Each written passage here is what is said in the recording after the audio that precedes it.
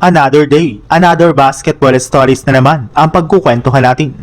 At ngayon nga ay pag-uusapan natin ang balitang may good news nga na po si Draymond Green sa Golden State Warriors at ang balitang posibleng pagkawala na naman ni Kevin Durant sa Game 3 laban sa Los Angeles Lakers. Dahil nga po inaasahan na hindi magbabalik si Coach Steve Kerr sa Golden State Warriors sa darating na offseason, ay mukhang sinyalis na nga po ito na tapos na ang kanilang dinastiya. Since kita naman nga po ninyo sa mga nakalipas na kampanya ng Warriors na hirap na nga po talaga sila na manalo at maging competitive sa pagkuha ng titulo. Kaya kailangan na nga po talaga na magkaroon ng malaking pagbabago sa kanilang team sa lalong madaling panahon.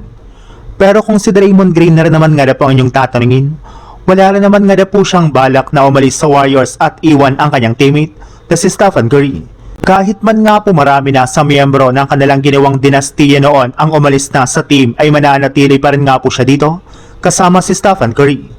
Malaki pa rin naman nga na po ang kanyang tiwala na magiging competitive sila sa kanilang kampanya next season kahit wala na sa kanilang team si Coach Steve Kerr. Sinsasamahan at hindi rin naman nga na po niya ito iiwanan hanggang sa magretiro ito sa NBA. Sa ibang balita naman, halos karamihan nga po ng mga analyst ay nagbago na ng kanilang isip sa serye ng Los Angeles Lakers at Houston Rockets. Sa katunayan, matapos nga po na umangat ang Lakers ng 2-0 ay pinili na nga po nila ito na manalo sa kanilang serye. Simula nga po sa pagkakaroon ng Lakers ng napakababang tsansa na manalo dito ay umangat na nga po ito ng 86%.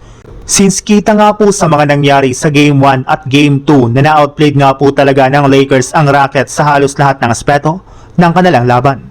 At bago pa man nga po magsimula ang kanilang Game 3, ay may lumabas na naman nga pong balita na nagkaroon na naman nga na po ng isa na namang bagong injury ang kanilang superstar na si Kevin Durant.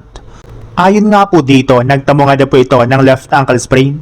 Yes, ibang klaseng injury nga po ito kumpara sa kanyang tinatamong knee contusion na sobrang nakaka-apekto talaga sa kanyang mga ginagawang galaw sa loob ng court. Kaya expected na nga po na magiging problema na naman ito ng Rockets pagdating ng Game 3.